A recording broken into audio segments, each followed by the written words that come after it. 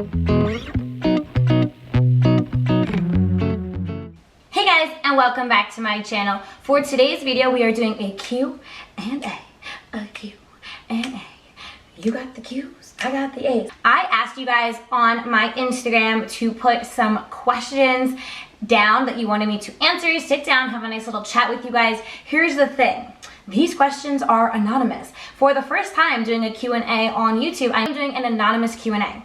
Spooky, I know. So I have no idea what to expect. I like the anonymous questions because I feel like people who may not feel comfortable asking questions, if you know who is asking those questions, may feel a little bit more comfortable if they're anonymous. But of course, when they're anonymous, people feel like they can get away with a little bit more and they can say a little bit more. So we'll see how today's video is. I really have no idea what to expect. I have not looked at one of these questions, so we're going to open them up and do them together. So without further ado, let's get into this video. So the first question is, we've seen you in a wide variety of swimwear and athletic wear, but do you ever wear jeans? How would you describe your everyday style? This is a really good question because you're right. I rarely am dressed up in like normal casual clothes, I guess. So I rarely wear jeans. I would say for jean shorts, I probably currently own like 2 or 3 pairs of jeans. And for jeans in like long normal jeans in the winter, I literally probably same thing, own 2 or 3. And I do everything in my power to not wear them. I don't know why. I don't think they're comfortable. For me personally, I think I haven't found jeans that I just like absolutely love and like to wear day in and day out enough yet that I gravitate towards them as my primary thing. So I try to find a way to make athleisure work even while I'm going out. So I would say for me, I would describe my style as I wear a lot of like neutrals or like pops of color. Like obviously I have yellow on today. I would pair this with like blue jeans, but I definitely like neutrals. But I would think for me, I am very much like a basic top and then like some sort of jean or jean short, jean skirt. I also like dresses or like 2-piece sets. I don't really know what kind of a style I would say I go with. I don't really know. That's how little I dress up. But I would say like for me, when I gravitate towards going out, I would think sometimes I'll wear a fun top and then with like basic bottoms, or a basic top with some fun bottoms, but I'm like typically not all fun. So our next question is healthy alternatives for always, and I mean always, craving chocolate. First off, I feel that there is never a bad time for chocolate. I freaking love chocolate. So here's the tea. I'm gonna let you in on a little 411. Eat chocolate, eat it.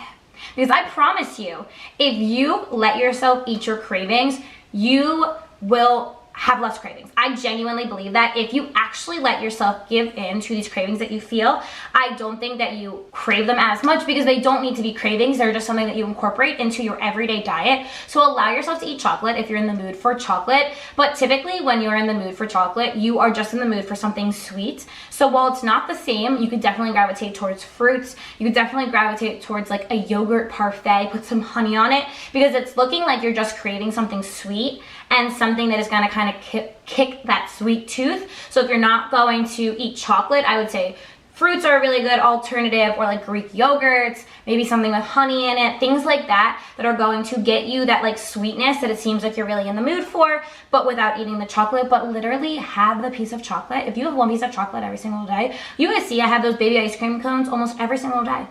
But I don't crave chocolate as much. And when I do, I just eat one. Because now that I've allowed myself to have it, it's not something that I need to have, it's just something that I have. You know what I mean? The next question is, when do you want to have kids? Honestly, this is a question I've been getting a lot since we've got married. I feel like it's one of those things that before you get married, everyone is asking you all these things, giving all their inputs about the wedding and all of that. And now that we are married, it's one of the #1 questions, when we want to have kids. I don't know, honestly, when I want to have kids. I could see myself having kids in the next 2 years, but I could also see myself waiting 5 years to have kids as well. For me personally, I would like to just start trying very casually within the next like year or so, and if it happens and we get pregnant right away, then I could see myself being pregnant this time next year. But if it doesn't happen right away, that's okay. I don't really want to kind of religiously be tracking my cycle, my ovulation until a few years down the road. It's something that as of right now, if I could have a kid right now and be so entirely happy and content, but I'd also be very happy waiting a few more years. So I'm very much at the point where it could happen whenever, and I'd be so incredibly grateful for it. I could see myself being pregnant this time next year, but for me personally, I definitely want to start trying for kids at very casually, and if it happens, it happens. And then in a few years from now, if it still has not happened, then I would be more serious tracking and being a little bit more planned in all of that, if that makes sense. The next question is, how big of a nerd are you from 1 to 10? I think this very much depends on the topic.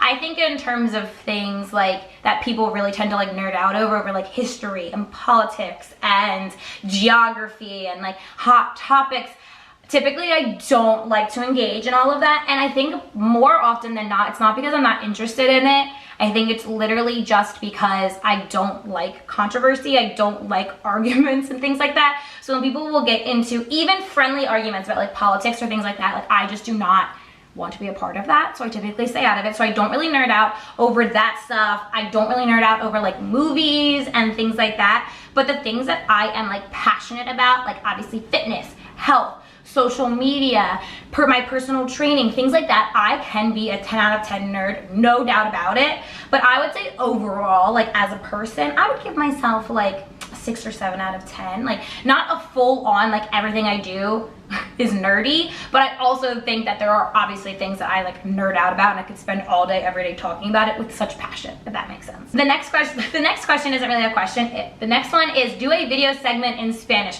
That is so funny because I've gotten so many questions recently about like just my background and being able to speak in Spanish, and I did. So for those of you who don't know, my mom was born in Chile. She moved here when she was 13 years old. So her first language is Spanish. It is still something that she obviously can speak fluently. She is a Spanish high school teacher. It is something that I minored in college as well. So I have a minor in Spanish. So I could consider myself fluent in Spanish. I always get so hesitant speaking in Spanish, not because I can't, just because of course when I'm communicating with a fluent Spanish speaker, like how they would feel if they were speaking to a fluent English speaker, they speak so fast. And so for me, it takes a second to like understand them, process what they say in my brain, and then say it back to them, where if obviously I'm speaking in English, it doesn't take that long. So, and that's normal and nobody cares. They're so happy that you're trying to communicate with them. But that's why I'm always so hesitant to speak in Spanish, because it just takes me an extra second. But it is something that you guys have expressed a lot of interest in recently, is hearing me talk in Spanish, hearing more about my background and heritage and all that. So I would love to do a video with my mom and sit down and do various things in Spanish and just kind of have a day. We can do a Q&A with my mom. Some of it can be in Spanish, some of it cannot. So something we can look into. The next question is, would you ever be a friends with benefits? For me personally, no, because I am married, and so that crosses just like a lot of things, a lot of boundaries that at this point not something that I'm interested in. I don't think there's anything wrong with friends with benefits if that's something that you're interested in. Me as a married woman, no, I would not be friends with benefits. The next question is, how many OnlyFans, are you single questions do you think you will get this time?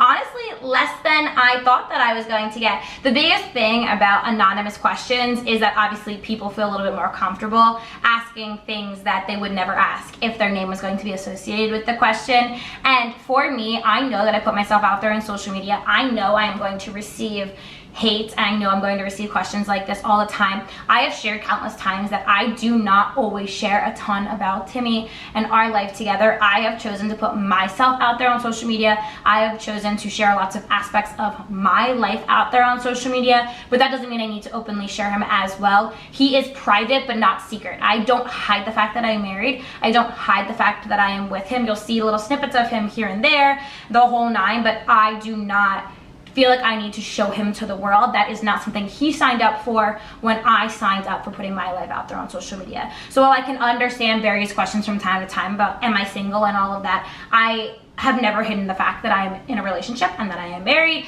And as far as an OnlyFans, I don't think that there's anything wrong with someone having an OnlyFans. I personally just would never feel comfortable with something like that, and it's not something that I would ever do. The intent of the questions is very important. You can tell when someone is honestly asking you because they don't know the answer, or because they're trying to like probe at you for putting yourself out there on social media. So shockingly, less of those questions that I was expecting this time. The next question is, what are your fave workout sets? You guys already know I am absolutely obsessed with all things Gymshark. I just love the quality of their products.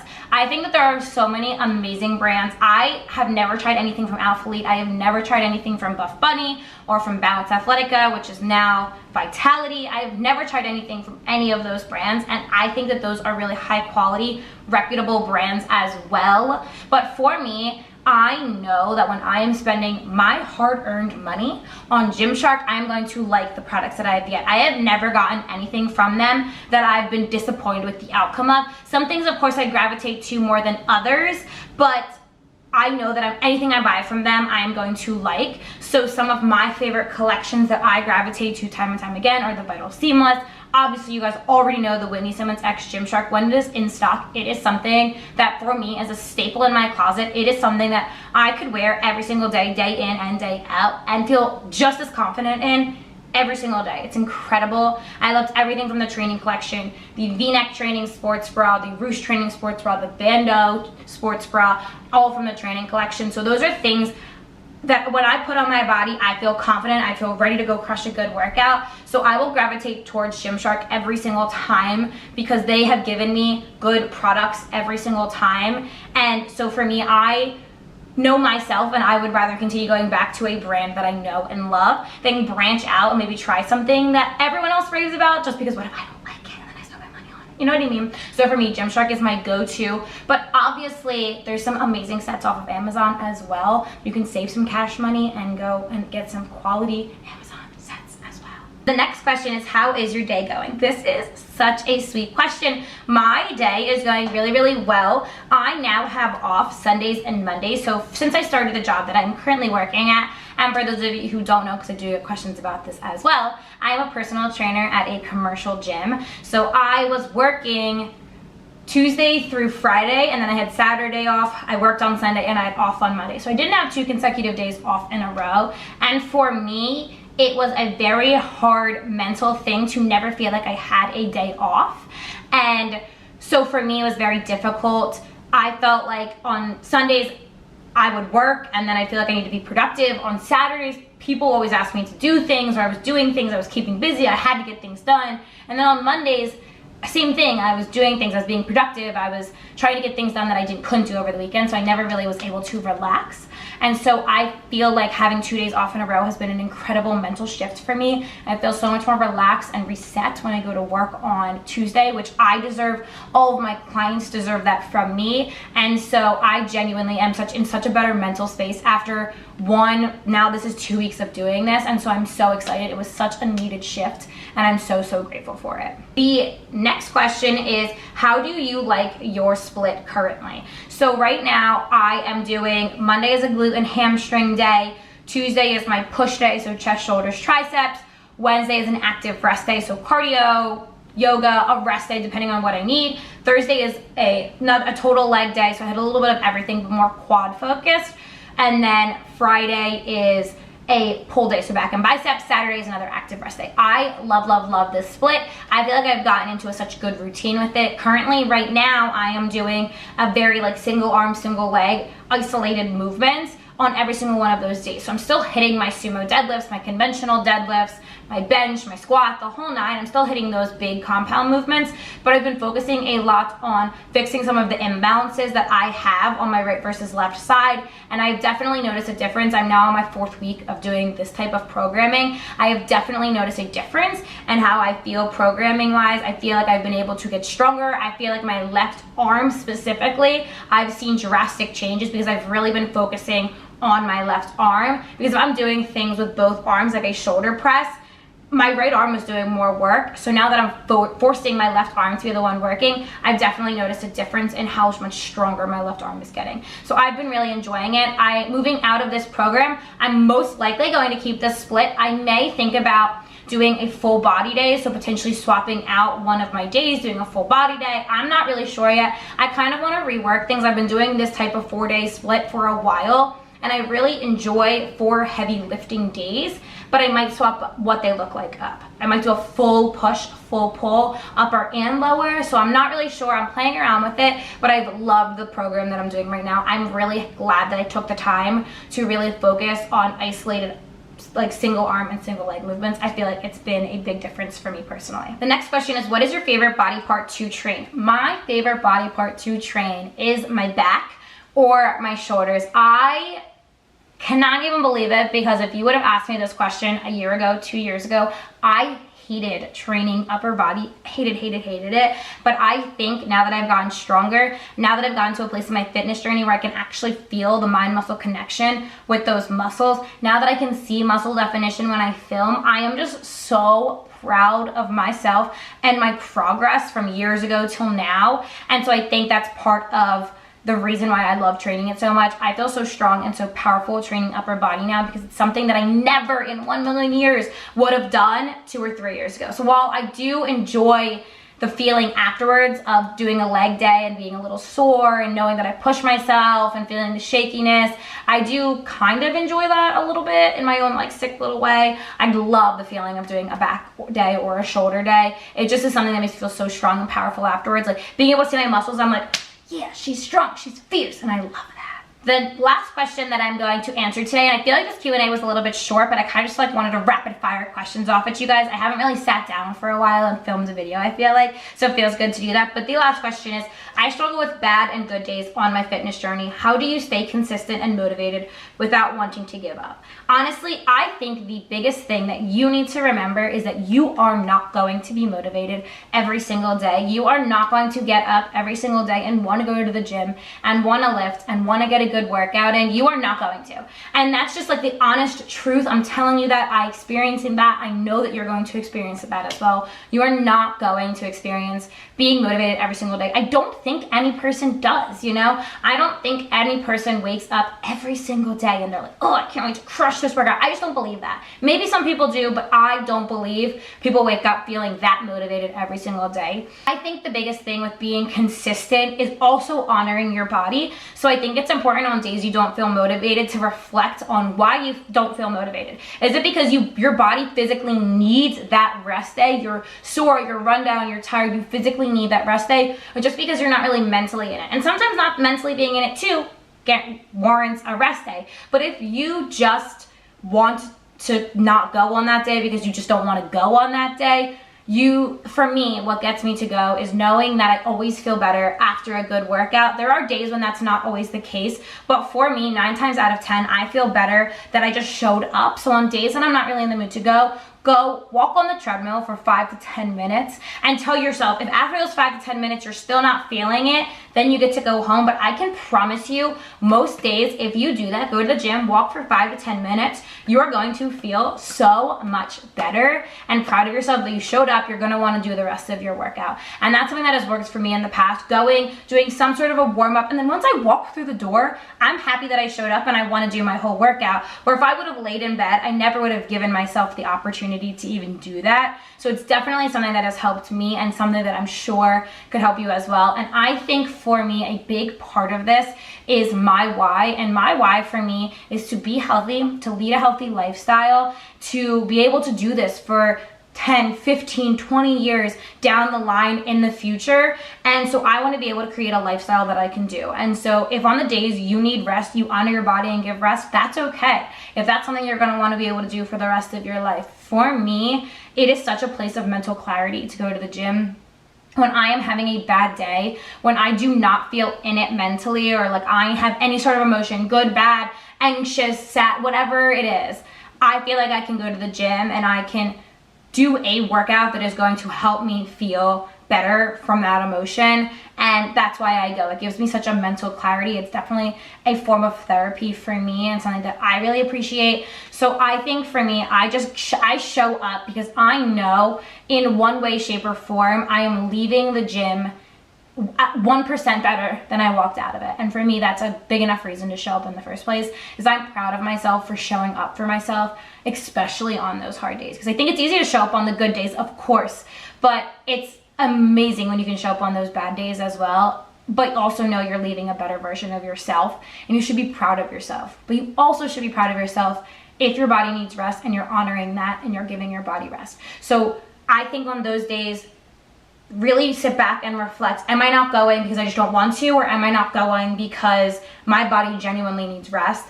And then kind of decide your course of action from there and do something that the future you is going to be proud of. And if the future you is going to be proud that you took the rest day, then take it. And if the future you would want you to get your booty to the gym and crush a workout, then I think you should do that as well. So do something that the future you will be proud of, because just showing up and walking on 10 minutes on the treadmill on days that you don't want to is an accomplishment, and you should still be proud of yourself for that. But that being said, I am going to wrap up the video here. I love doing Q&As. I love being able to sit down and talk with you guys. It is the biggest reason of why I've continued to do sit down videos for YouTube, is of course on Instagram and TikTok, it's very short form content. It's very quick and speedy and like 1 to 2, maybe 3 minutes at the most.